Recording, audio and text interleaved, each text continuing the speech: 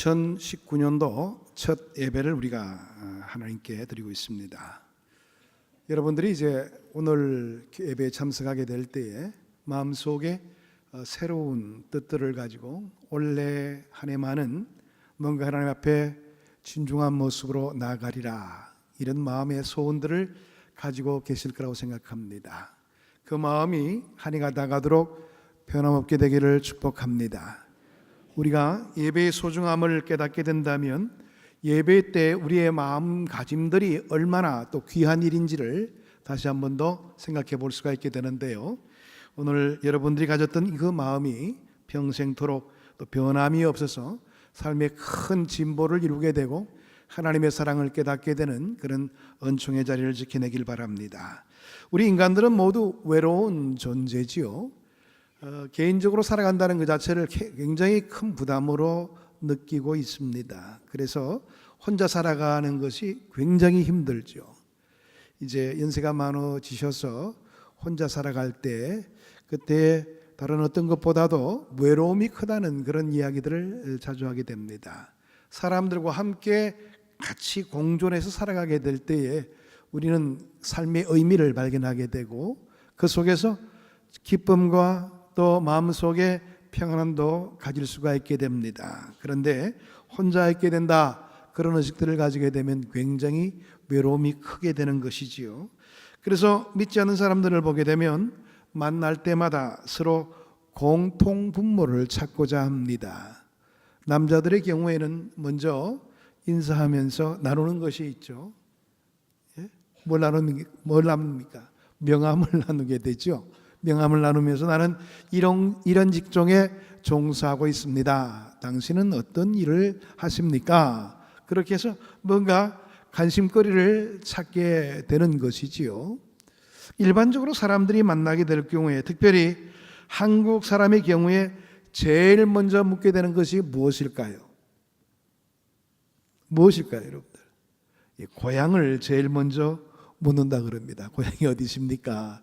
사실 두 사람이 전혀 모르는 사이에 있게 될 때 좀 어색하죠. 그러면 묻는 것이 이제 고향이라 그런 거예요. 이제 고향의 문제를 묻고 하면 끝납니까? 아니지요. 다음에 이어지는 것이 어느 학교 출신입니까? 또 그렇게 묻게 됩니다. 하여간 우리는 무엇인가 같은 조건을 찾아내서 이야기거리를 또 같이 나누게 되고 같이 일치감을 얻기를 원하는 열망들을 가지며 살고 있습니다. 공유하는 조건이 많아질수록 더욱더 친근해질 수가 있게 되는 것이죠. 그런 가운데 남자들에게 또 꼭 묻는 질문이 있습니다. 무엇을 물을까요? 군대는 어디서 보내셨습니까?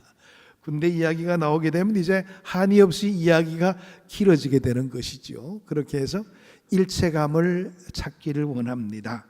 사람들은 어떤 것이든지 간에 공통분모를 찾아서 같이 어색함을 극복하고자 하는 그런 의지가 강하지요. 그런데 우리 그리스도인들에게는 그런 것이 다 부질없는 이야기입니다. 한 가지 질문이면 족하지요. 예수님을 주님으로 영접하는가? 이것만 물어보면 되는 거예요. 그러면 이제 주님 안에서 모든 사람들은 한 형제이고 자매가 되기 때문에 그렇습니다. 그리스도 안에서 그리스도의 피로 거듭난 존재가 우리 아니겠습니까? 예수 믿는 자의 삶이 그리스도로 통해서 하나를 이루게 된다는 것은 하나님의 큰 은총이고 또 복이기도 합니다. 다시 말해서 그리스도 가운데서 한 가족이 된다는 거예요. 그리고 또 하나가 될 수 있는 모든 입지 조건들이 마련된다는 그런 의미이기도 합니다. 본문 4절에서 6절의 말씀을 보게 되면 우리가 하나됨을 이루어 나가게 될 때 가장 그런 중요한 이유가, 하나됨의 이유가 무엇인가에 대해서 일러주면서 성부와 성자와 성령 삼위의 하나님에 대해서 이야기하고 있는 것을 살펴볼 수가 있게 됩니다. 성자이신 예수 그리스도를 구세주로 고백하여 같은 아버지이신 하나님의 자녀가 되고 성령의 역사 속에서 우리가 같은 소망을 가지게 되었다면 우리는 한 운명 공동체에 속한 존재가 되는 겁니다. 이미 우리는 그리스도 가운데 한 형제요, 자매요, 한 가족이 되었다는 말입니다. 그래서 우리가 직분을 제외하고서 이제 남자들을 만나게 되면 형제님 이렇게 부를 수가 있게 되는 것이고, 자매를 만나게 되면 자매님 이렇게 부를 수 있는 것도 그리스도 가운데서 우리가 새롭게 태어난 존재이기 때문에 하나님의 귀한 가족이 되었다는 의미가 그곳에서 나타나게 된다는 것을 확인해 볼 수가 있죠. 그러므로 우리에게는 이처럼 이미 하나 되게 하신 것을 힘써 지켜나가야 될 책임들을 가지고 신앙생활에 임하게 되는 것입니다. 성도의 교제가 깨어지게 되고 또 하나님의 가족이 분열되는 것은 전혀 하나님의 뜻과는 상관이 없는 일이지요. 만약 분열과 갈등이 일어난다고 한다면 전적으로 사단의 역사입니다. 물론 이단이 들어와서 획책하게 되면 그분을 쫓아내야 되는 것은 당연한 일이겠죠. 그렇지 않고서는 교회가 나누어지는 것은 하나님이 원하시는 것은 아니지요. 같이 화합되어서 하나님 나라를 이루어가는 것이 우리의 총체적인 사명이기도 하는 것입니다. 그렇습니다. 오늘 이 본문의 말씀 속에서도 성령은 우리로 하여금 하나 된 것을 힘써 지켜나갈 것을 요구하고 있습니다. 여기에 우리의 책임이 있는 것이지요. 사도 바울은 본문을 통해서 계속적으로 우리의 교제를 지켜나가기 위한 행동, 다시 말해서 우리가 하나됨을 유지하기 위해서 취할 행동에 대한 부분들을 구체적으로 우리에게 이야기하고 있습니다. 그렇다면 그 행동이 무엇일까요? 2절의 말씀 속에 언급되고 있는 것을 찾아볼 수가 있습니다. 모든 겸손과 온유로 하고 오래 참음으로 사랑 가운데 서로 용납하고.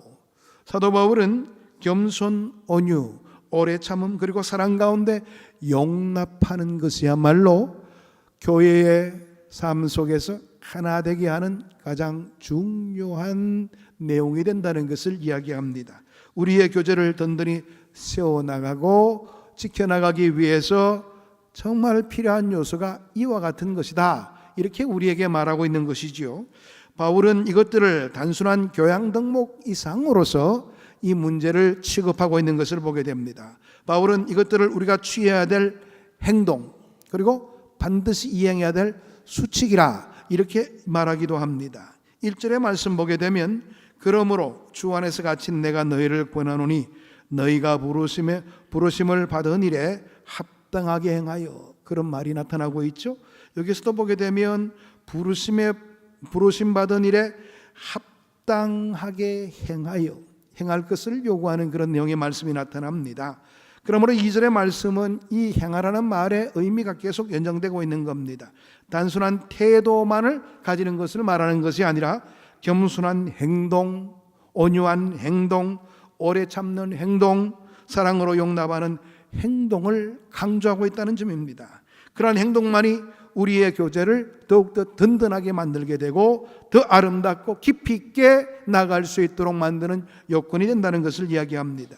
내 개인의 이런 변화는 교회를 변화시키게 만듭니다.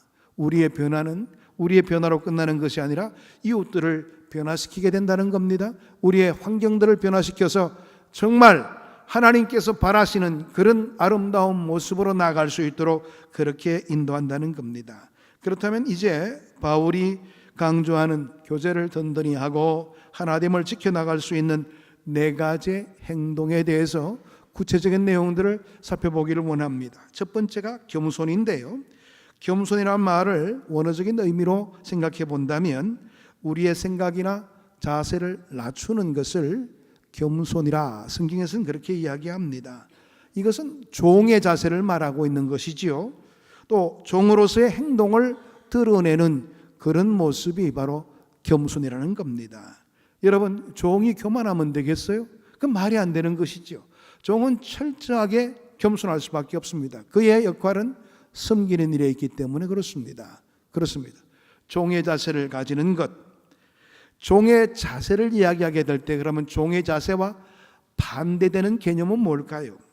다른 사람을 지배하는 자세를 말합니다. 다른 사람을 부리는 자세 혹은 남을 조종하는 자세를 이 겸손의 자세, 종의 자세의 반대적인 개념이라 이렇게 이야기해 볼 수가 있을 겁니다. 한때 아름다웠던 성도의 교제가 피해를 입고 상처를 입는다면 반드시 그 뒤에는 누군가의 겸손하지 못한 행동들이 있음을 확인해 볼 수가 있습니다. 우리 중에 누군가가 상대방을 이용하려 든다든지 주정하려 한다든지 함부로 부리려고 할 때에 우리는 곧 상처를 입게 되는 겁니다. 그래서 공동체 안에서도 일체감을 얻지를 못하고 공동체가 분열되는 아픔이 있게 되는 것입니다. 그러므로 겸손이 바로 우리의 공동체를 더욱더 하나 되게 만들 수 있는 요건이 된다는 것을 우리가 먼저 기억해야 된다는 것입니다. 네베게이토 선교단체의 2대 회장이었던 론센이라는 사람이 있습니다.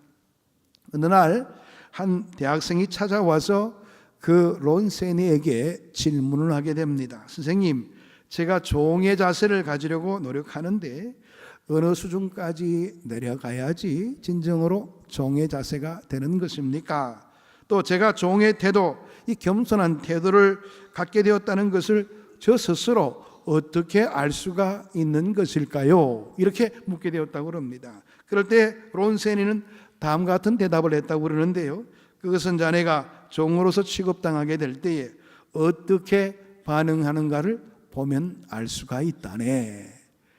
당신이 정말로 종으로 취급당하게 될 때에 내가 종이다 이런 의식을 갖게 된다면 종의 자세, 겸손한 모습을 갖게 된다는 겁니다. 그런데 갑자기 화를 내면서 아니 죄까지 게 뭔데 나를 이렇게 취급해, 이런 말을 함과 동시에 벌써 자네는 종이 될 수가 없는 것이야, 이렇게 이야기를 하고 있는 겁니다. 그렇습니다. 여러분, 종처럼 취급당할 때에 여러분들은 종으로서의 역할을 온전히 감당해낼 수가 있습니까? 그렇게 하지 못한다면 우리가 추구하는 목표와는 달리 우리는 아직도 종되는 삶을 살고 있지 못하는 그런 결과를 우리는 충분히 확인해 볼 수가 있게 되는 겁니다. 성경은 성도의 교제에서 견고하게 교제를 만들 수 있는 중요한 내용으로 겸손을 들고 있습니다. 겸손은 종의 자세의 또 다른 표현이라고 그랬습니다. 우리 모두는 오늘도 이 겸손을 추구하는 일에 만전을 기해야 될 것입니다. 그래야지 교회 안에서 일체감을 누릴 수가 있는 것이고, 교회 안에서 신앙생활을 하더라도 아 그렇구나, 교회가 바로 이런 점에 있어서 하나를 이루고 있구나, 이것을 확인할 수 있는 기회를 갖게 되는 겁니다. 두 번째로 온유함을 이야기합니다. 우리는 보통 온유하다고 그럴 때는 유약한 이미지를 먼저 생각합니다. 온유하다, 부들부들하다, 유약한 것이지 뭐, 연약한 이미지를 먼저 생각하는 경우가 많은데요. 그러나 온유라는 단어는 연약함의 이미지와는 전혀 상관없는 뜻을 가지고 있습니다. 원래 원어적인 의미로서 이 온유라는 말의 의미는 강력한 힘이나 격한 감정들이 철저하게 다스려져서 통제되고 있을 때 온유하다 이렇게 표현한다는 겁니다.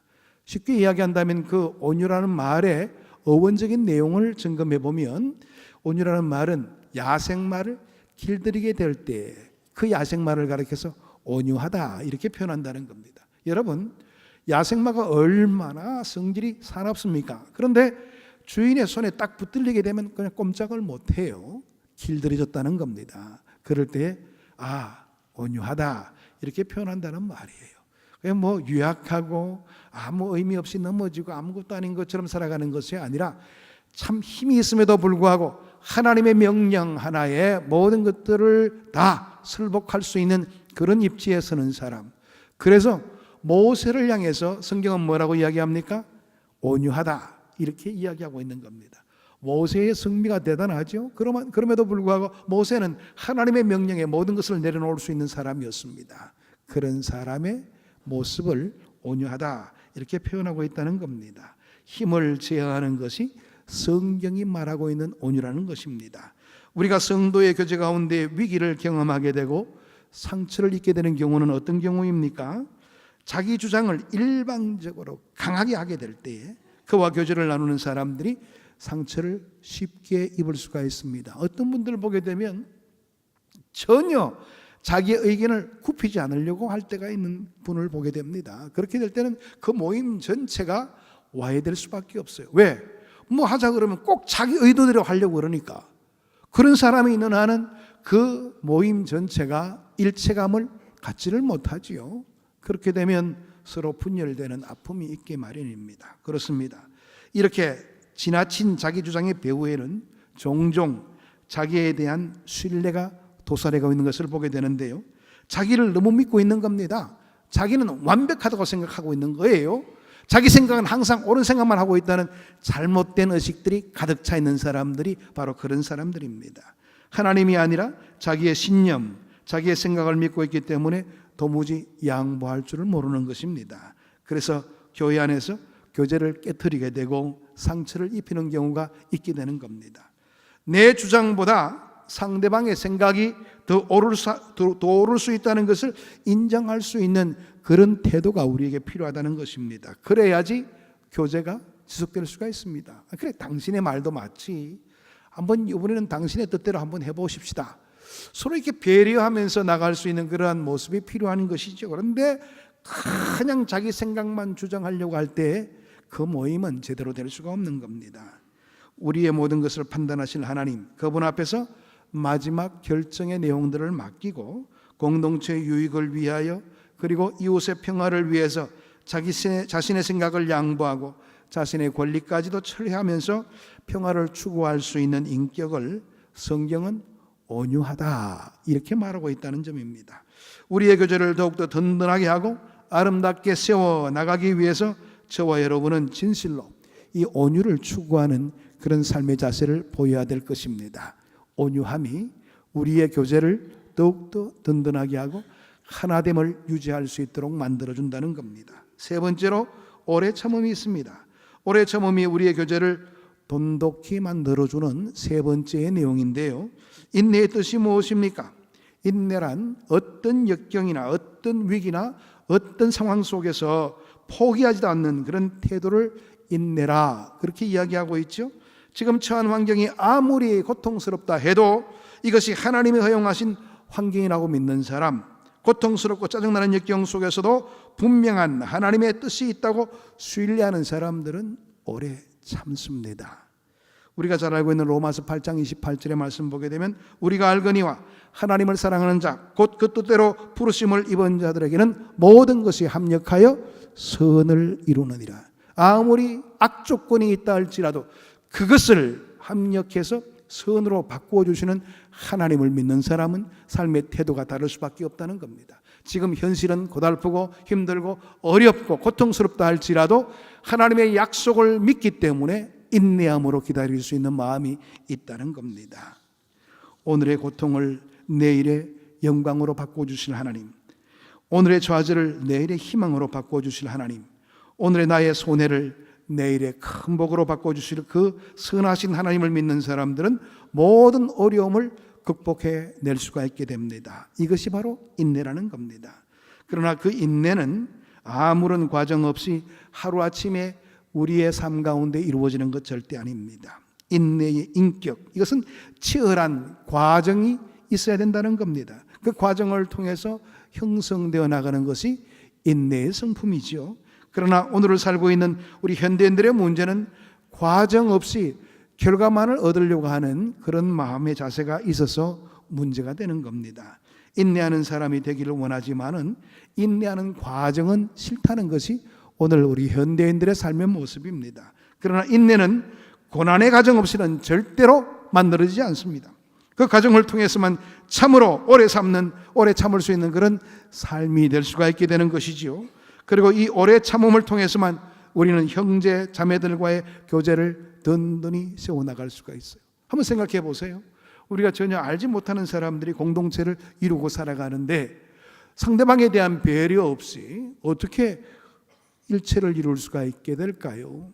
조그마한 오해가 있게 되면 그것이 자꾸 커지게 되어서 서로 간의 분열이 조장되는 그런 모습을 바라보면서 어떻게 일체감을 이룰 수가 있겠습니까? 때로는 마음이 들지 않는 구석이 있다 할지라도 참고 인내하는 그런 우리의 태도가 있을 때에 그 속에서 하나의 일체감을 얻을 수가 있게 되는 것이지요. 그렇습니다.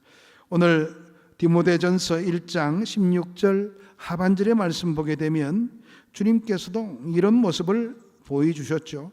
예수 그리스도께서 내게 먼저 일체 오래 참으심을 보이사 후에 주를 믿어 영생을 얻은 자들에게 본이 되게 하려 하심이니라.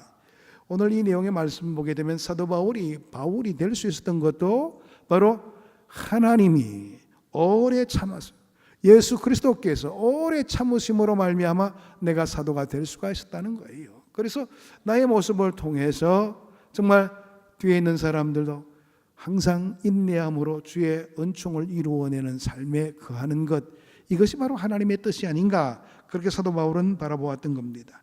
주님이 우리를 향해서 일체의 모범을 보이셨던 것처럼 우리도 오래 참음의 덕을 나타내 보여야 될 사명이 있다는 겁니다. 네 번째로 서로 용납함에 대해서 이야기하고 있는데요, 용납도 교제에 없어서 안 될 중요한 요건이죠.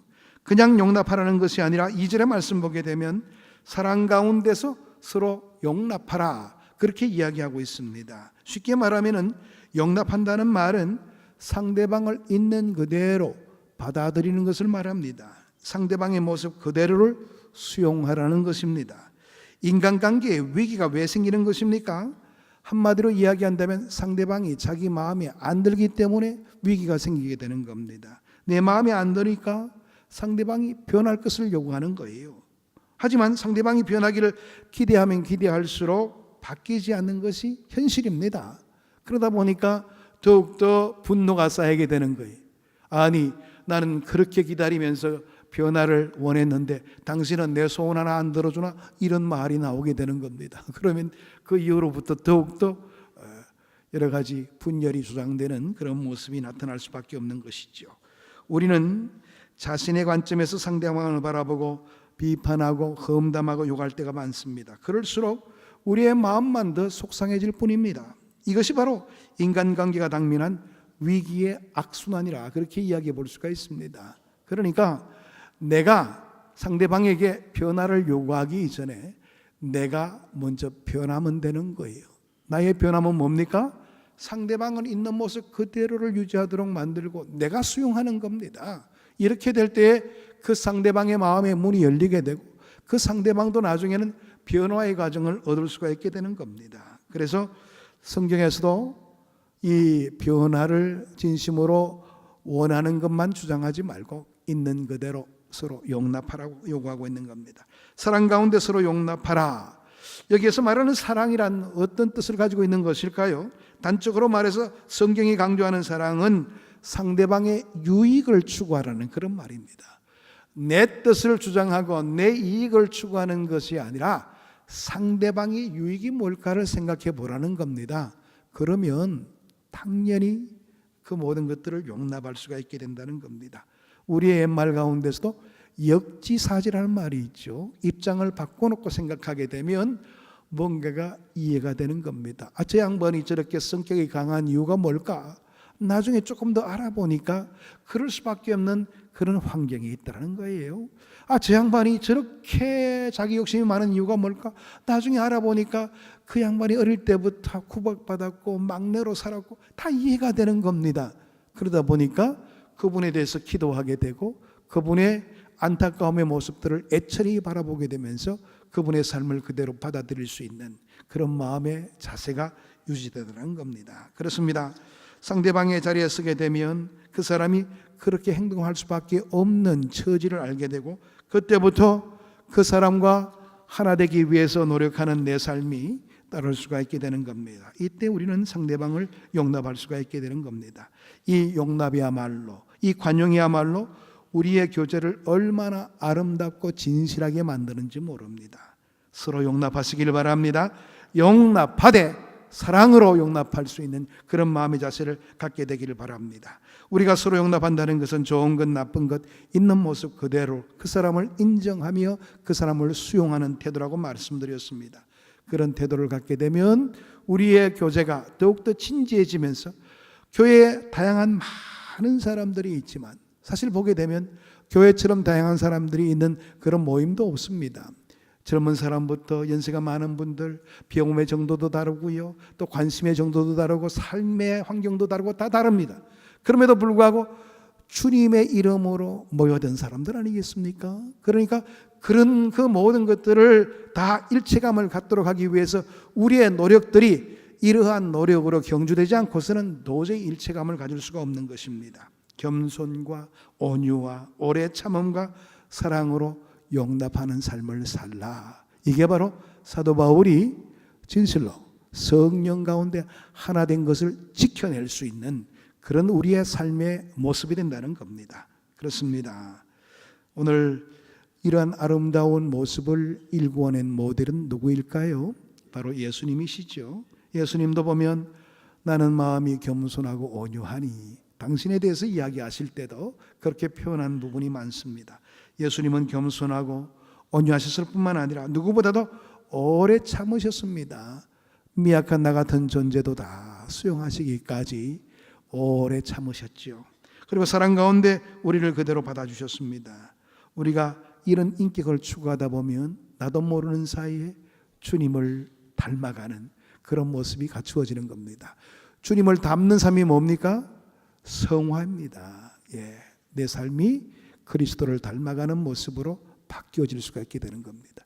이번 한 해 이렇게 한번 살도록 노력하시길 바랍니다. 그럼 2019년도가 다가가게 될 때에 우리의 삶은 더욱더 주님을 닮아가는 삶으로 나아갈 수가 있게 될 것입니다.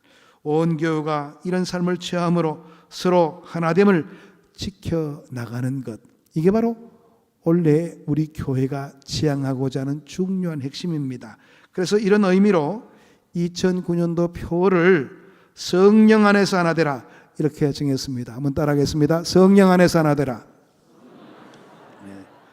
이 목표를 이루기 위해서 세 가지의 시행 목표를 정했는데요. 첫 번째가 하나님과 하나 되는 삶입니다. 하나님과 하나 되는 삶. 두 번째가 이웃과 하나 되는 교회입니다. 따라하겠습니다. 이웃과 하나 되는 교회. 세 번째가 복음으로 하나 되는 민족입니다. 따라하겠습니다. 복음으로 하나 되는 민족. 그렇습니다. 첫 번째로 하나님과 하나 되는 삶은 성도 개개인이 하나님 앞에 철저한 영적 각성을 통해서 하나님께 더 가까이 나아감으로 교우들 간에도 영적인 일치를 이루게 되고 주의 일에 하나 되는 영적 강한 군사로서의 삶을 살아가자는 그런 의미를 가지고 있습니다. 이웃과 하나 되는 교회는 교회가 이웃과 계류된 모습으로 있는 게 아니고 구원의 방주로서 세상을 선도하고 이웃과 함께 호흡하고 나누는 참된 교회의 모습을 이루어가자는 뜻입니다.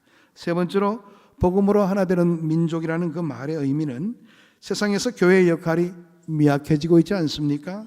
이런 때에 우리 교회가 성령의 역사하시는 건강한 교회로서 민족을 깨우고 복음으로 통일을 이루는 원동력이 되어보자는 그런 의미를 가지고 있습니다.